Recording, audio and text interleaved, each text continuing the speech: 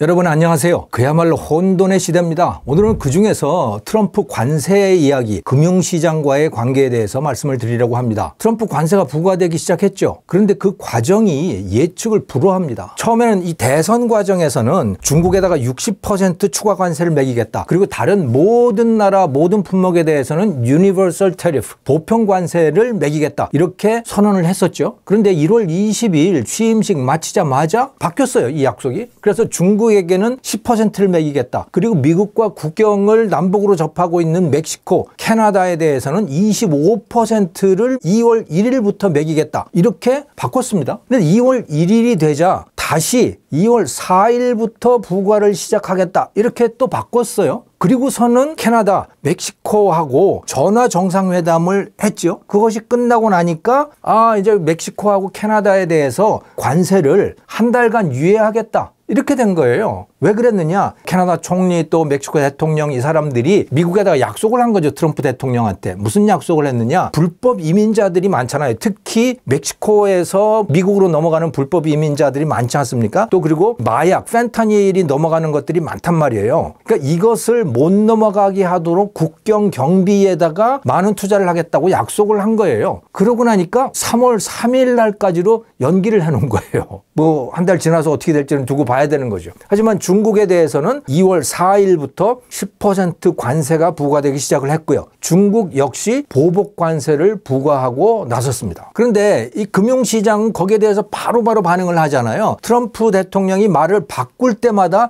이 금융시장이 출렁출렁거린 거죠. 그래서 오늘은 특히 그중에 외환시장, 금, 비트코인 이런 것들에 대해서 살펴보려고 합니다. 자, 미국 관세는 달러 가치를 올리게 됩니다. 세 가지 이유 때문인데요. 첫째, 이 관세라고 하는 것은 미국 내 물가를 높이게 되잖아요. 그런데 물가가 올라가면 연준은 거기에 대해서 어떻게 반응을 합니까? 그들의 존재 이유가 크게 두 가지 아닙니까? 하나는 물가 안정. 그래서 인플레이션, 물가 상승률을 2% 정도로 유지한다라고 하는 것이고, 또 다른 하나는 완전 고용이에요. 실업률을 한 4% 또는 그 밑에서 유지한다라고 하는 것. 이 두 가지가 미국 연준의 존재 가치이거든요. 자, 그런데 관세를 부과를 하게 되면 물가가 올라가게 되지 않습니까? 미국 내에. 그러면 연준으로서는 그 물가를 잡아야 되는 거예요. 그러니까 미리 대비를 해야 되는 거죠. 그래서 연준의 정책 수단인 이 기준금리라고 하는 것을 낮추기가 어려운 거예요. 그냥 높은 상태로 유지를 해야 되는 거죠. 그런데 기준금리를 높게 유지를 하게 되면 미국 내 전반적인 시중금리도 높아지게 되는 거고 달러 가치도 높아지게 되는 거죠. 그래서 미국의 관세 부과가 달러 가치를 높이는 첫 번째 이유는 바로 미국 물가 그리고 연준의 정책금리 요것과의 관계인 겁니다. 두 번째는요. 트럼프 대통령이 이렇게 말을 막 바꾸면서 시장을 흔들어 놓잖아요. 그러면 미래가 확실해집니까? 아니면 불확실해집니까? 불확실해지잖아요. 그럴 때 투자 행태는 어떻게 되는 겁니까? 자산에는 안전자산이 있고 위험자산이 있잖아요. 안전자산이라고 하는 거는 불안할 때 가치를 지켜주는 거예요. 위험자산은 불안할 때 경제가 흔들릴 때 값이 떨어지는 게 이런 것들이 위험자산이거든요. 트럼프 대통령이 시장을 이렇게 흔들어 놓으면 투자자들의 투자 대상은 어떻게 바뀌겠습니까? 안전자산으로 바뀌게 되지 않겠어요? 그런데 대표적인 안전자산이 뭡니까? 미국 달러, 또 미국 국채, 금 이런 것들이죠. 그러니까 트럼프가 시장을 이렇게 흔들어 놓을 때마다 안전자산에 대한 수요는 커지고 가격이 높아지는 거예요. 그러니까 미국 달러 가치도 높아진다. 미국 국채 가치도 높아진다. 이렇게 이해를 하시면 되겠죠. 자, 셋째, 미국 관세가 높아지면 높아질수록 다른 나라들의 미국에 대한 수출이 줄어들겠죠. 그러면 그 미국 이외에 글로벌 외환 시장에 공급되는 달러의 양은 어떻게 되겠습니까? 줄어들죠. 다른 나라들의 입장에서 보면 달러의 공급량이 줄어들게 되는 거고 그럼 달러 가치도 높아지게 되는 거예요. 이런 큰 세 가지 이유가 작용을 하게 되는 겁니다. 이렇게 해서 트럼프의 행태가 달러의 가치를 높여놨다라고 하는 건데요. 자, 이 그래프는 달러 인덱스. 달러 인덱스라고 하는 것은 미국 달러와 이제 다른 나라 돈들의 가치를 비교를 한 거거든요. 유로, 일본 엔화, 또 스위스 프랑, 뭐 캐나다 달러 이런 데들인 겁니다. 트럼프 대통령이 당선될 것 같다. 뭐 이러면서 이제 달러 가치 인덱스가 오르기 시작하는 거거든요. 그리고 트럼프 당선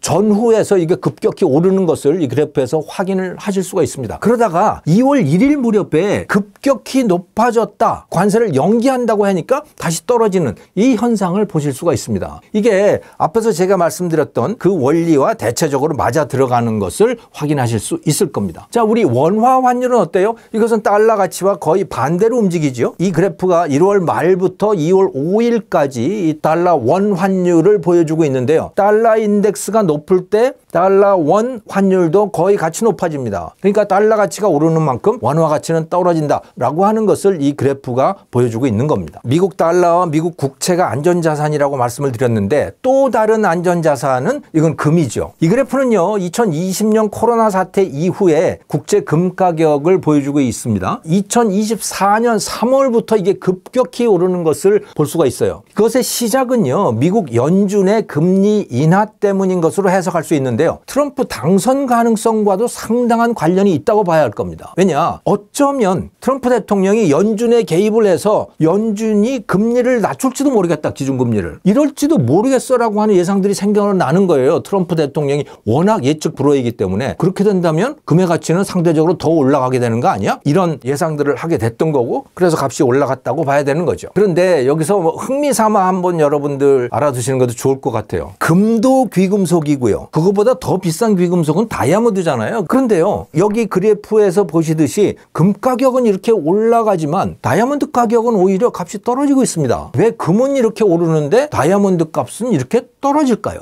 여기에는 크게 두 가지 원인이 작용하고 있는 것으로 보입니다. 첫째는 공급 문제예요. 다이아몬드가요, 이제는 공장에서 막 만들어져서 쏟아져 나오기 시작한 겁니다. 요즘에는 자연산 다이아몬드하고 거의 구별하기 힘든 그런 다이아몬드들이 생산되기 시작한 거예요. 얼마 전부터. 그것을 랩그로운 다이아몬드라고 하거든요. 이거는 자연산하고 비교해서 화학적으로, 물리적으로도 거의 구별하기가 어려울 정도라고 합니다. 육안으로 봐서는 도저히 구별할 수 없는 거고요. 공급이 이렇게 늘어나고 있으니까 당연히 자연산 다이아몬드도 값이 떨어지거나 안 오르게 되는 거죠. 이 그래프는 2016년부터 1캐럿짜리 자연산 다이아몬드하고 랩그로운 다이아몬드 가격을 보여주고 있습니다. 랩그로운 다이아몬드는 거의 3분의 1 값으로 떨어진 것이 지금 보이시죠? 한 8년 사이에. 자연산은 뭐 그만큼까지 떨어지지는 않았지만 그거 역시 상당히 떨어졌다는 사실을 확인할 수가 있습니다. 그래서 이 다이아몬드 공급 문제를 말씀을 드렸는데, 두 번째 원인은요, 이 수요와 관련이 있습니다. 금에 대해서는요, 새로운 수요들이 굉장히 많이 나타나는데 다이아몬드는 새로운 수요가 나타나지 않거나 오히려 줄어들었다는 것이죠. 왜 그러냐? 미중 갈등이 심각해지면서 세계 중앙은행들이요, 예전엔 외환 보유고로 주로 미국 달러나 미국 국채를 사다가 쌓아놓았어요. 그 외환 보유고라고 하는 게 뭡니까? 나라가 국가 부도에 처할 위기, 그런 때가 되면 비상시에 쓰려고 만들어 놓은 거거든요. 그런데 여러 나라의 중앙은행들이 그 비상용 자금을 금으로 쌓아놓기 시작한 거예요. 그러니까 금에 대한 수요가 굉장히 늘었잖아요. 또 다른 금에 대한 새로운 수요는 뭐냐면 저축수단인 거예요, 일반인들이. 그래서 중국 같은 경우에는요, 예전에 한 10년 전까지만 하더라도 젊은 사람들이 결혼할 때 다이아몬드로 예물을 했단 말이죠, 우리나라처럼. 근데 최근에 들어서는 다이아몬드를 안 산대요, 중국 사람들이. 그리고 결혼할 때 예물을 금으로 한답니다. 그리고 젊은 사람들도 1g짜리 금들을 그렇게 사서 쌓아둔대요. 중국 위안화, 인민폐도 불안하다라고 하는 거예요. 달러도 불안하잖아요, 중국 사람들 입장에서는. 왜? 그 미국하고 전쟁하면 어떻게 되지? 이런 걱정이 있을 거 아닙니까? 그래서 중국 내에서 금에 대한 수요가 굉장히 늘어나게 된 거죠. 그러니까 금 가격은 많이 오르지 않습니까? 다이아몬드는 오히려 수요가 줄어들거나 공급은 늘어나니까 다이아몬드 값은 떨어지고 금 가격은 오르고, 이렇게 됐다라고 해석을 할 수가 있겠습니다.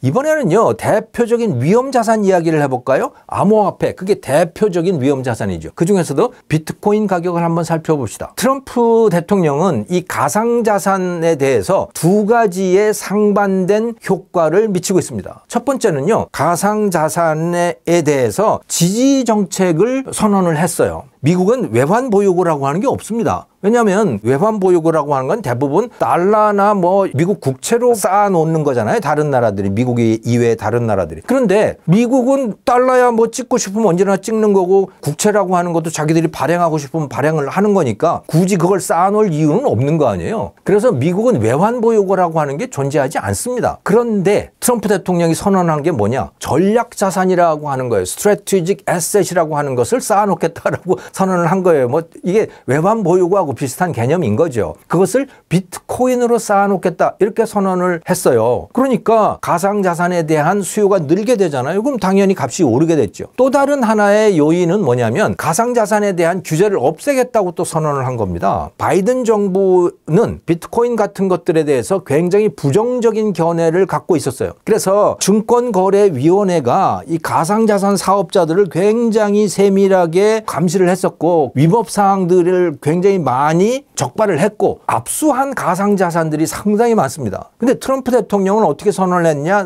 그런 거 안 하겠다는 거예요. 그래서 이 SEC 증권거래위원회의 위원장을 가상자산 친화적인 사람으로 교체를 하겠다 이렇게 선언을 한 거죠. 그러니까 당연히 사업하기도 쉽고 뭐 가상자산 소유하는 것도 덜 불안하고 그렇게 되지 않겠어요? 그거 역시 가상자산 가격을 올리는 요인이 된 거죠. 자, 그래서 이 트럼프 당선 확률이 높아진 2024년 9월 이후부터 비트코인 가격이 굉장히 급격하게 오르기 시작했죠. 그래서 그 무렵에 6만 달러 선이었거든요. 그게 쭉 올라가기 시작하더니 11월 3일 날 대통령 당선이 확정이 됐잖아요. 그 이후로도 계속 올라서 12월에는 11만 달러까지도 육박을 하는 그런 상황이 됐어요. 자, 그러고 나더니 이제 그 이후에 계속 오르내리기를 반복을 하는 거죠. 특히 이 관세가 이제 문제가 되는 거예요. 지금 말씀드렸던 가상자산, 이 비트코인 가격을 올리는 요인은 뭡니까? 미국 정부가 가상자산을 사들이겠다. 정부의 수요가 늘어나는 이 요인이 있고, 또 규제를 줄이겠다라고 하는 이런 요인이 있었어요. 자, 이거는 가상자산에 대해서 플러스 요인인 겁니다. 하지만 가상자산이라고 하는 건 지금까지 쭉 가격의 움직임을 보면 굉장한 위험자산이에요. 그래서 경제가 불확실해지고 또 위험해지고 이렇게 되면 그것의 가격은 폭락하는 그런 행태를 계속 보여왔거든요. 그러니까 지금 트럼프 대통령이 관세를 매기겠다 안 매기겠다 막 들쑥날쑥하고 이러니까 사람들이 불안해지잖아요. 그럼 비트코인 가격은 내릴 수밖에 없는 거죠. 왜? 불안할 때는 위험자산 가격은 떨어지게 되니까 말이죠. 그래서 이 가상자산은 트럼프 행정부에서 두 가지의 상반된 효과가 동시에 작용을 하고 있는 겁니다. 트럼프 행정부가 가상자산을 사들이겠다, 그 규제를 풀겠다 해서 값을 올리는 효과가 있고, 또 다른 한편으로는 관세를 부과하겠다 안 부과하겠다라고 하는 이 불안함, 두 가지가 동시에 작용을 하고 있는 그런 상황이다. 이렇게 이해를 하시면 되겠어요. 그래서 이제 금융시장에 대한 효과를 말씀을 드렸는데요. 트럼프의 관세 무기화, 이것은 지정학적으로 참 묘한 기류를 만들어내고 있습니다. 왜냐하면 전 세계적으로 보면 그동안의 미국의 동맹 국가들, 미국의 매우 우호적인 국가들을 반미로 몰아가고 있는 듯한 기류가 상당히 감지가 되고 있어요. 예를 들어서 캐나다를 보면요, 유력한 총리 후보인 크리스티아 프릴랜드라고 하는 전직 재무장관인데요. 이분의 공약이 뭐냐면, 미국이 그런 식으로 나오면 캐나다도 미국의 무역 보복을 가하겠다. 그리고 여기에서 그치는 게 아니고요. 미국으로부터 지금 위협을 당하고 있거나 공격을 당하고 있는 그 나라들을 모아서 정상회의를 열겠다라고 하는 거예요. 그 일종의 하나의 연합체를 만들겠다라고 하는 거죠. 그 어떤 나라들입니까? 멕시코, 유럽연합, 덴마크. 덴마크는 왜 그러냐면 그린랜드 때문에 그러잖아요. 트럼프 대통령이 그린랜드를 우리한테 팔아라 라고 지금 막 욱박지르고 있지 않습니까? 안 팔면 군사적으로 할지도 몰라?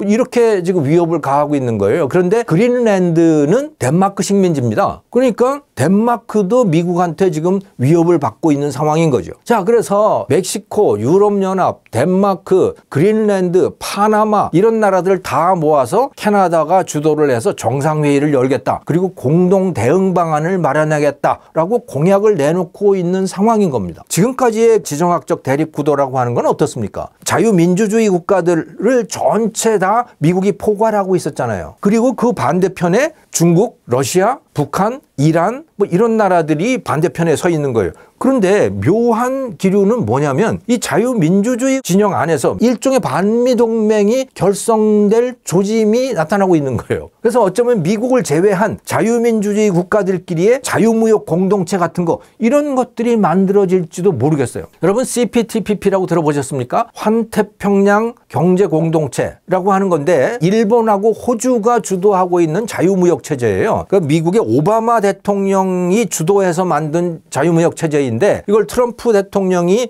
트럼프 1기 때 말이죠. 그때 취임을 하면서 미국은 탈퇴를 해버렸어요. 그래서 일본하고 호주가 주도국이 돼버렸거든요. 회원국이 11개인 좀 뭐 느슨한 형태의 자유무역 체제인데요. 12월 달에 영국이 여기에 가입을 하게 됐어요. 그래서 12개국이 됐습니다. 그러니까 우리나라는 박근혜 정부 때인데 박근혜 정부가 중국하고 굉장히 가깝게 다가갔었죠. 그래서 한중 FTA를 체결을 했었지 않습니까? 그 무렵에 미국 주도로 이 CPTPP라고 하는 것이 진행이 됐었거든요. 우리는 중국하고 가까이 가느라고 거기에 가입을 하지 않았어요. 그래서 이제 여기에 가입을 해야 되느냐 말아야 되느냐를 가지고 이제 우리도 고민인 거죠. 여기에 가입을 하게 되면 어쩌면 중국하고는 조금 멀어질 수도 있는 그런 상황이 된 거예요. 그런데 어쩌면 우리도 여기에 이제 가입을 해야 될지도 모르겠어요. 미국이 우리를 밀어내고 있으니까 다른데 어디 가서는 끼어야 되잖아요. 그렇다고 중국이 주도하는 그 세계에 들어가기는 위험이 크잖아요. 그러니까 참 이러지도 못하고 저러지도 못하는 그런 상황이 되어 있는데 지금 한국 정부도 거기에 대해서 심각하게 고민을 하고 있는 거죠. 자, 이렇게 오늘 트럼프 관세 정책에 대해서 알아봤는데 이 세계는 지금까지 우리가 한 번도 경험해보지 못한 미지의 영역으로 들어서고 있는 것 같습니다. 그럴 때마다 금융시장도 요동을 칠 겁니다. 김정우의 경제TV 오늘 시청해 주셔서 감사합니다.